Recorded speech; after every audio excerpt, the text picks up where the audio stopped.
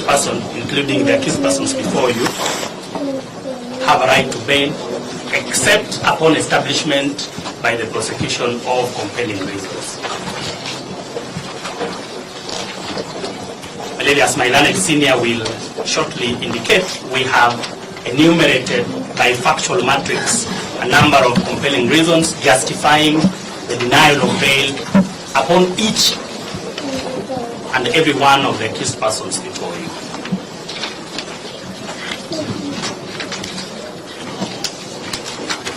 Just to highlight, the right to liberty and freedom protected under the Constitution, both rights fall outside the ambit of Article 25 of the Constitution, which is the only provision that provides for rights that cannot be derogated from, or rather cannot be limited. So that the right to liberty and freedom can be limited in an open, in the words of the Constitution, in an open and democratic society as is ours, through the least restrictive measures. And we are urging the court that a denial of bail this morning is a least restrictive measure to limit the right to freedom and liberty of each and every one of the accused persons.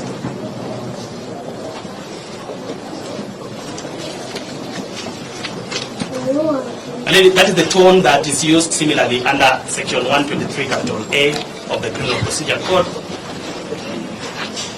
And my lady, I urge you, in developing the jurisprudence as is an obligation over you, that this court finds that whenever a compelling reason is established, the court should not just deny bail, but must deny bail. That where we have established a compelling reason, the court's hands are tied and it must deny bail. I urge you that that is the correct interpretation of Article 49(1)H. And if that is agreeable, the bail and bond policy guidelines then goes to enumerate a non-exhaustive list of compelling reasons which have been built from time to time from decisions of the superior courts, including this court, and which I must admit my learned friend Bain has played a very important role.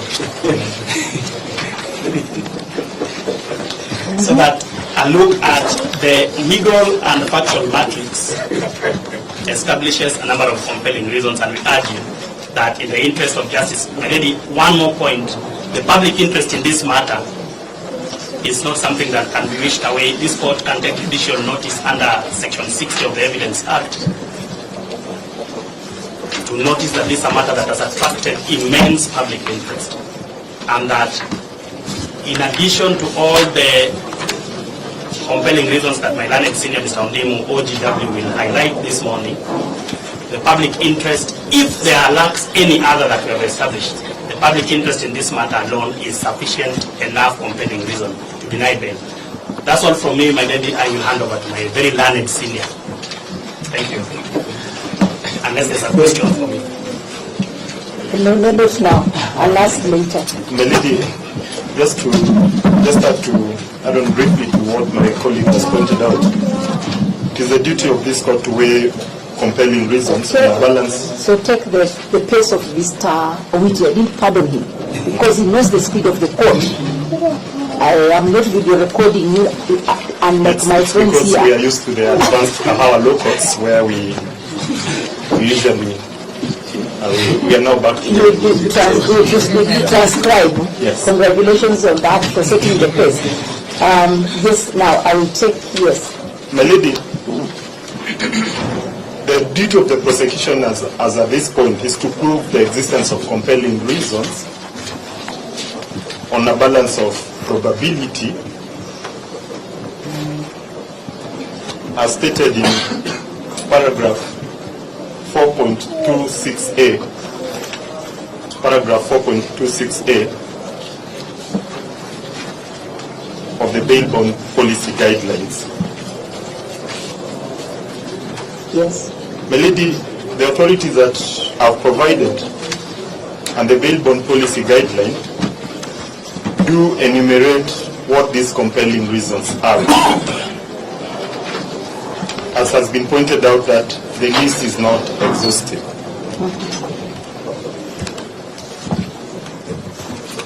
Yes, please. My lady, the first reason that we would wish to point out is the fact of the seriousness of the offense. Paragraph 8 of the affidavit does state so, and it refers to the information that's before this honorable court, Yes. that the accused have been charged with a very serious offense, and in the event of conviction, it does attract a death penalty. My lady, we refer to the case of Republic versus Paul Odero Nguka. Part versus Paul Odero Nguka. Yes. It's 2014 EKLR. And also the case of Republic versus Taiko Kitende,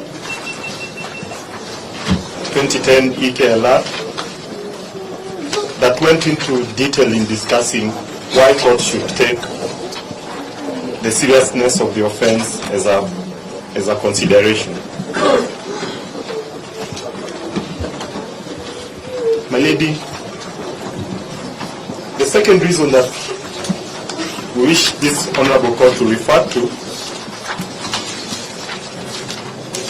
is the risk of interference with witnesses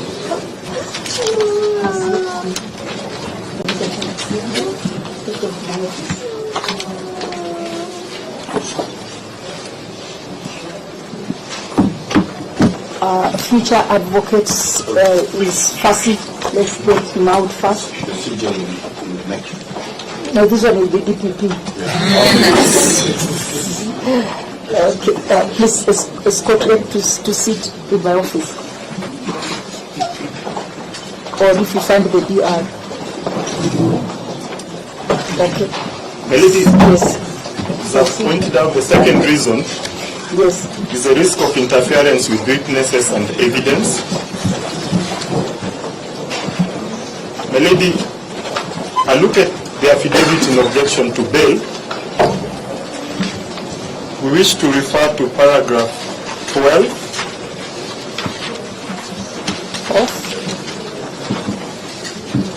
from paragraph 11, 12, and also paragraph 18 through to 20. Yes. And also paragraph 22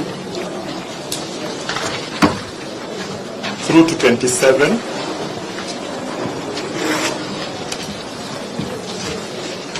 And also paragraphs 34 through to 37. Maybe these particular paragraphs, in regard to the first four accused persons,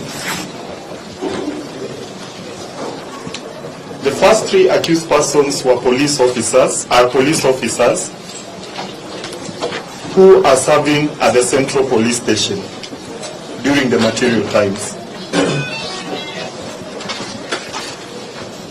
Hence, the affidavit goes into detail to explain their respective capacities and the position of influence that they hold. My lady, secondly, to show the aspect of interference, see in the affidavits, the paragraph that I've mentioned, is that there was interference with the surveillance system.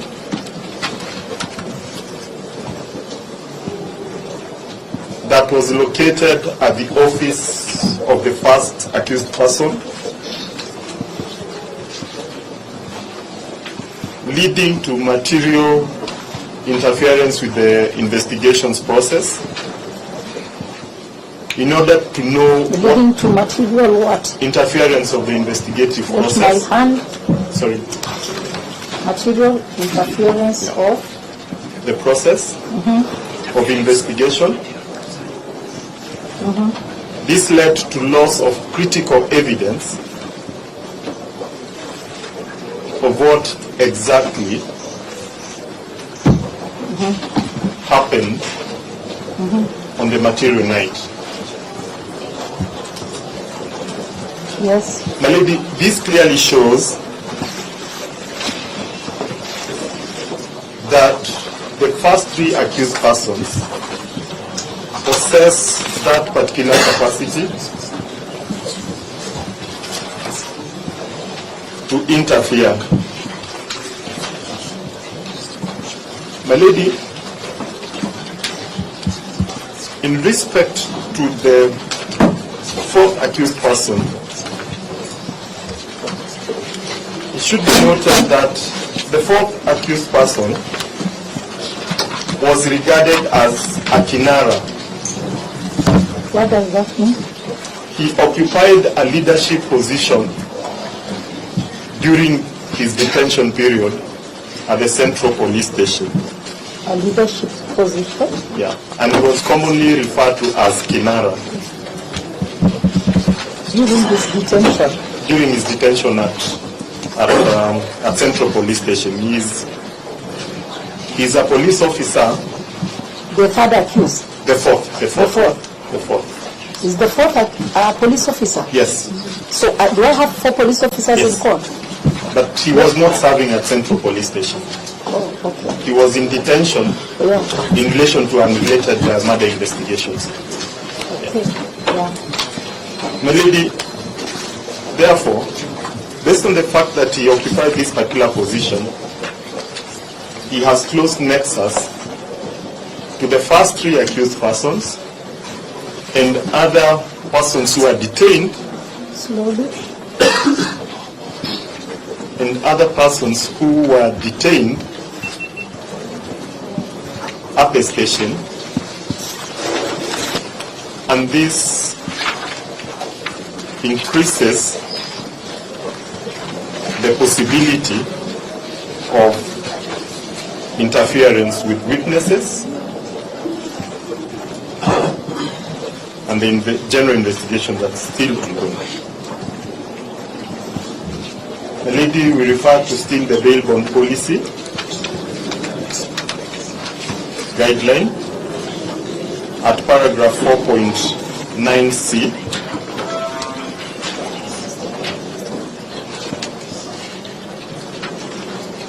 The lady, we also refer to the case of Republic versus Milton Kabulit and 6 others.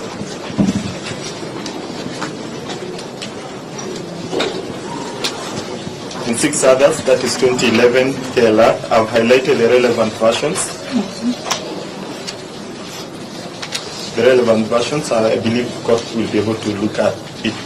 Yeah, remember to share with us. Yes, therefore. I've already shared copies of the same. Okay. My lady, the next, the third I would wish this court to address is the risk, the flight risk. My lady, flight risk is more of a cumulative effect of all the entire paragraph because it raises the risk of the accused persons absconding due to what is facing them.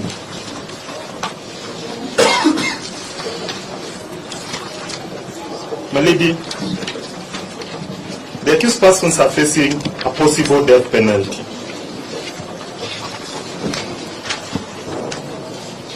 And this is a critical consideration that this court should address.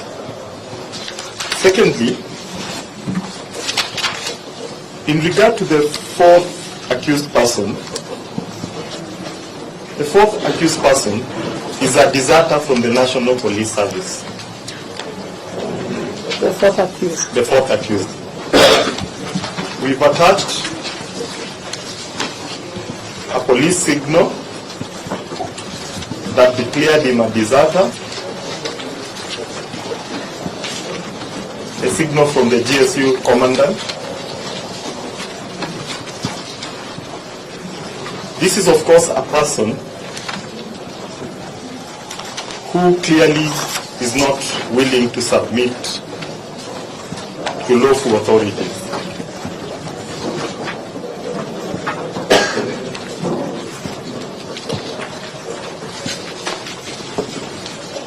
My lady,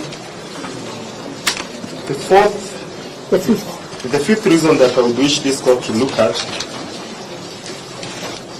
which is related to the previous ground, is the preservation of the integrity of the investigation and the trial itself.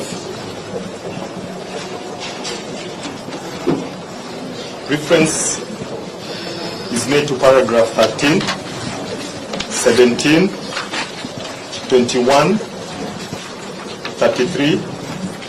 Pardon the paragraph? 13, 17, 21, 33, 38, and 39. My lady, it's important that this court addresses those concerns raised by the prosecution of the need to ensure that the entire investigation is exhaustive and the trial is not in any way affected.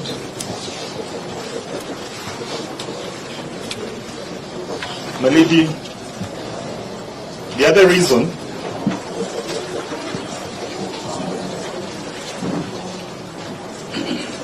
the sixth reason is that the threat to public order and security, as had been alluded to by my colleague JV.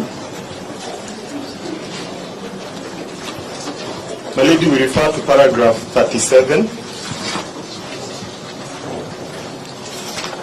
37, and also paragraph, mainly paragraph 37, 34 to 37, on the issue of the need to preserve public order and security due to the attention that the matter has attracted, the gruesome murder has attracted, which has led to several demonstrations. And there is need to ensure that there is tranquility as the case proceeds. My lady, there's seventh reason that we wish to refer to is also for the own protection of the accused persons.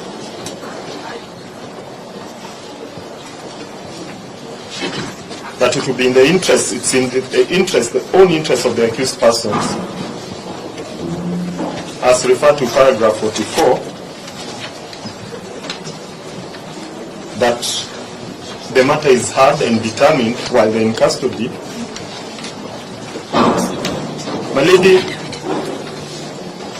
this is also referred to in the bail bond policy at paragraph 410. The court should also look at the security of the accused persons.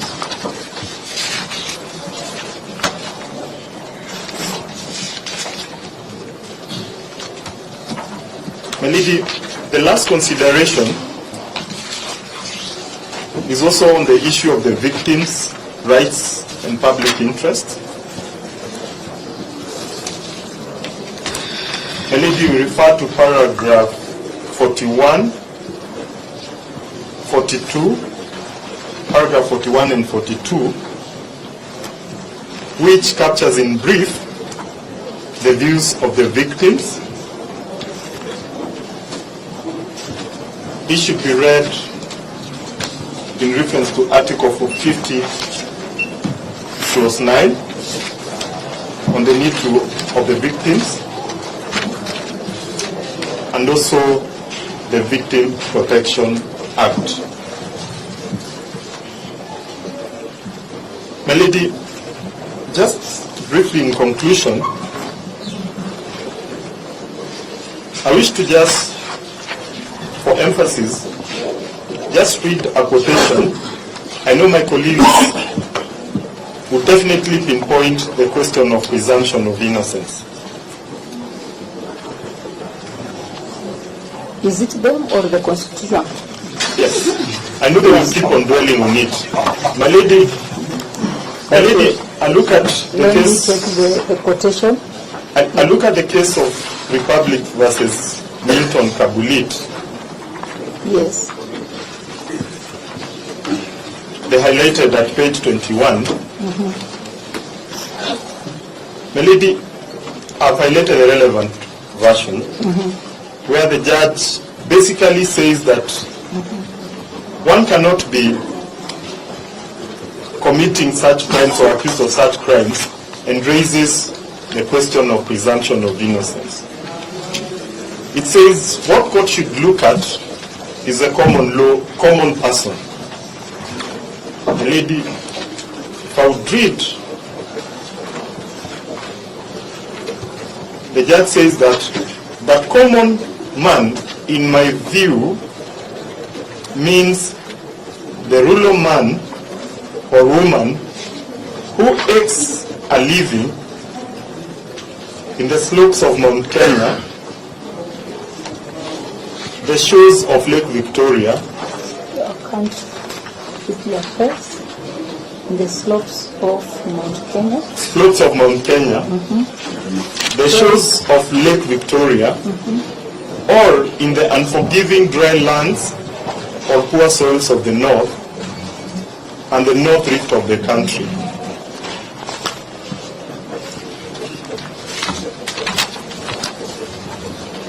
And includes the lumpen proletariat, the hoi polloi, who foot every morning to find a day's wage.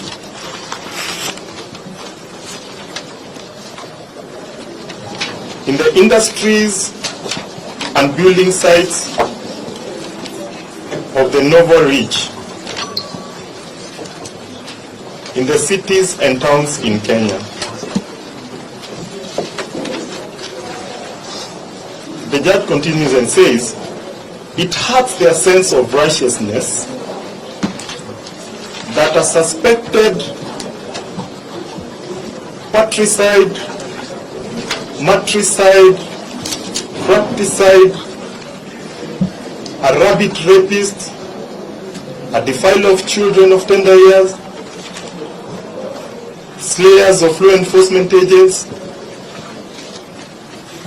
organizers of mass murder, for whatever cause, drug barons, should be granted bond or bail because they can meet the tough conditions.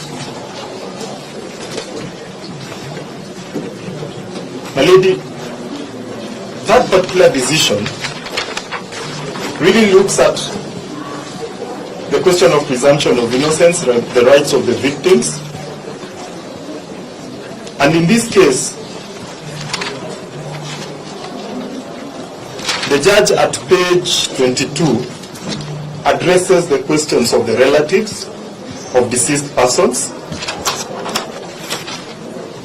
And in the third paragraph of that particular page,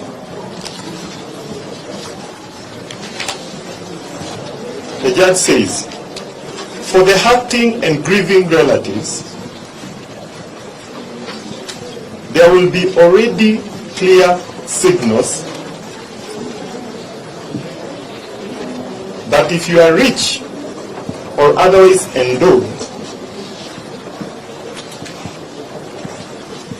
you can always buy your way in court by way of cash bail. full stop. Continue and says, the old adage that justice must not only be done, but seem to be done, becomes meaningless to such relatives. Their interests, and not merely of the accused, must be taken into balance in considering the grant of bail.